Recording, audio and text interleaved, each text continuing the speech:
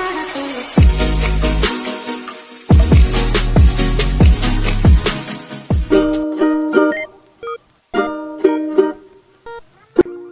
everyone, welcome back to my Fam YouTube channel.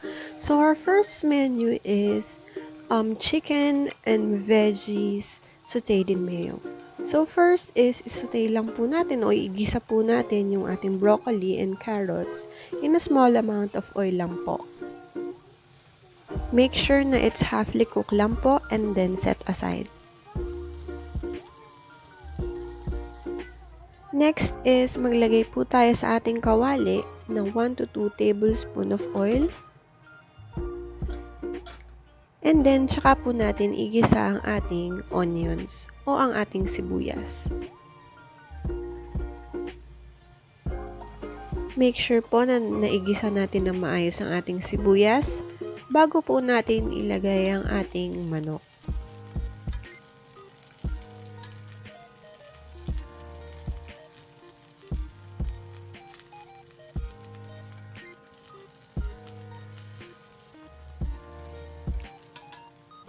So, after po natin igisa yung ating sibuyas, we can now add our chickens. I cut my chicken into small pieces po for my kids to enjoy para madali po siyang kainin ng bata and para po madali din po siya maluto.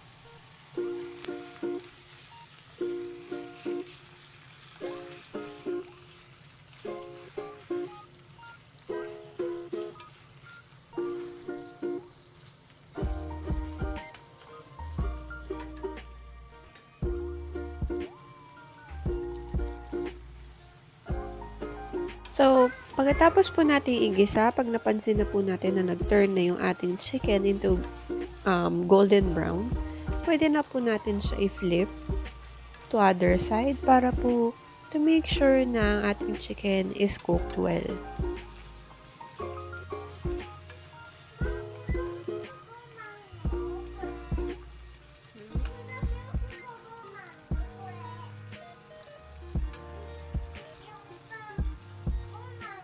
So you can now add 1 tablespoon of soy sauce.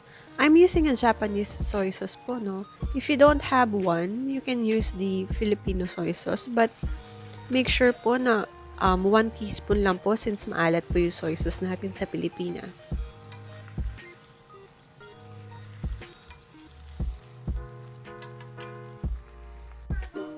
Next is add 3 to 4 tablespoon po ng mayonnaise.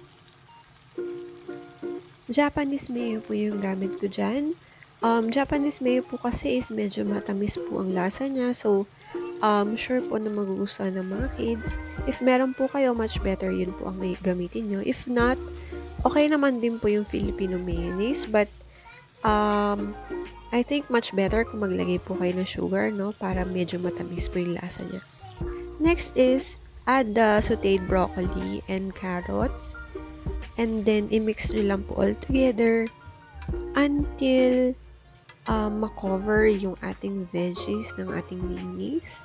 Last is, you can add the black pepper na. A pinch is okay, but if you want more, pwede rin naman po. There you go, our chicken and veggies sauteed in mayo is done.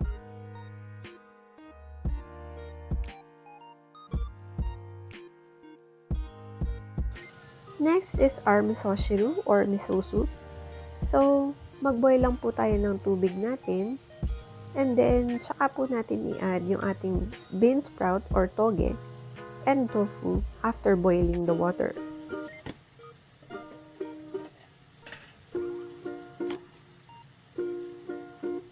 While boiling the bean sprout and the tofu to soften, you can add 1 spoonful of our miso. Japanese miso po yung gamit ko, no? So, meron na po siyang lasa. Hindi niya na po kailangan maglagay ng salt or anything para magkaroon po siya ng lasa. Make sure po na ma-dissolve po natin yung ating miso sa ating boiling water. And then, once it's dissolved, boil it again for a minute. And then, you can taste it. Pag less po yung lasa, you can always add more miso. But I prefer not to add more since habang kumukulo po siya, habang tumatagal is tumatapang po yung lasa niya.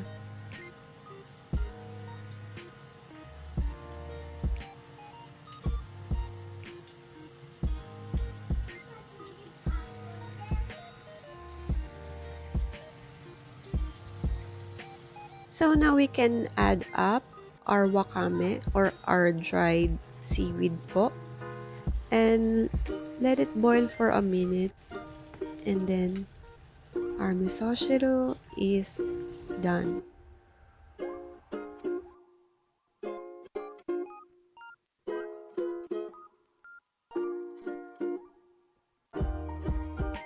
Next is our ham and spinach side dish. Pour 1 tablespoon of oil into our frying pan. And then, saute lang po natin yung ham natin, cut it into square, small pieces.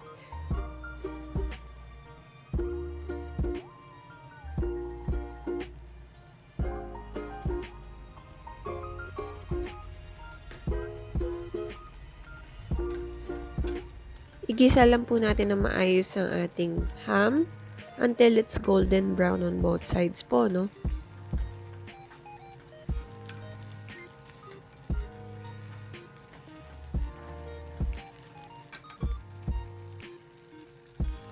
So, after natin magisa, we can now add our spinach. Make sure po na nahugasan natin mabuti at napunasan po natin yung ating spinach ng paper towel.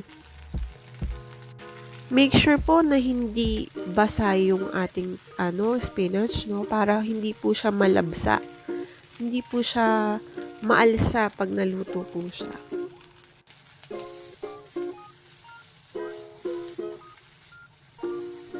So now we can add up our salt and pepper.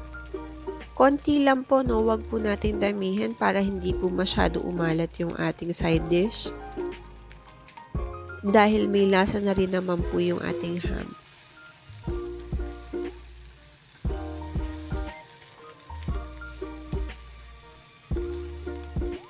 That's it. Ganun lang po kadali gawin ang ating side dish. So, our ham and spinach sauté is done.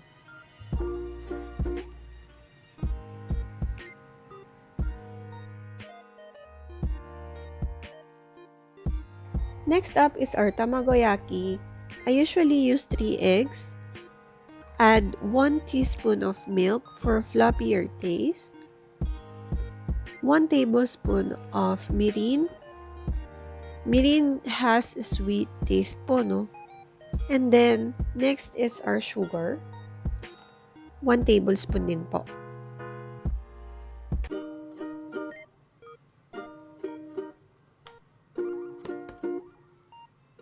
Mixed it all together and make sure po na it's mixed well.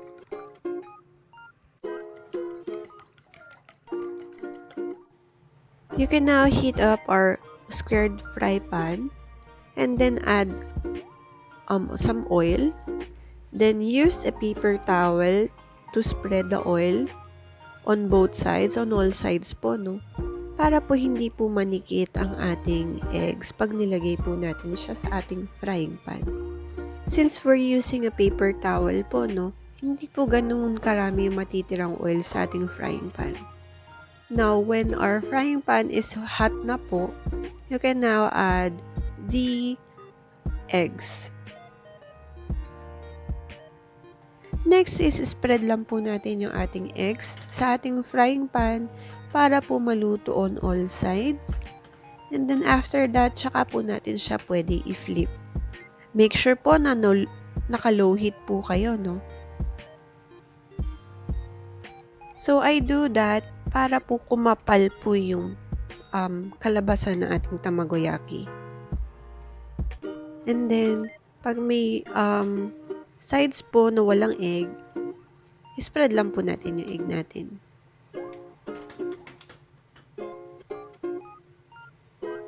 Minsan ginagamit ko yung chopsticks na pang flip, pero since mahirap siya, pwede naman gamitan nung, anong tawag doon, yung ating shanse. Para mas madali po siya i-flip.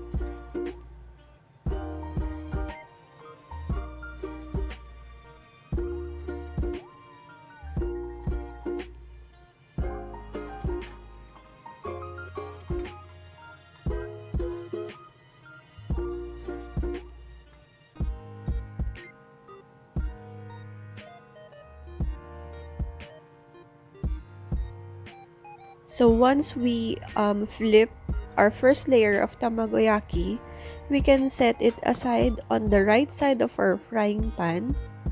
Add a small amount of oil from the paper towel that we used earlier, and then add another layer of the eggs.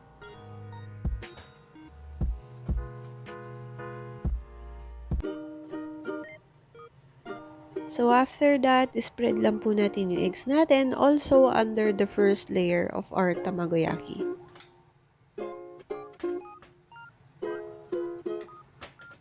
I showed you today a simple recipe of tamagoyaki lang po. But if you want to add some vegetables or you want to add some color to your tamagoyaki, you can add carrots, bell peppers, or even a nori or seaweeds or spinach. You can also add spinach to it.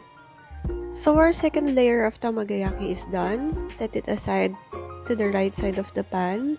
Again, add some oil from the paper towel.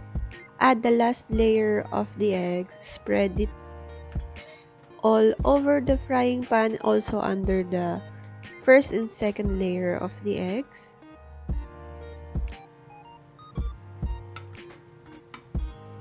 So, i-flip lang po natin yung last layer na ating tamagoyaki and make sure po na cooked well po on all sides yung ating tamagoyaki, no? Para maganda po yung luto niya. There you have it, guys. Our last recipe is done.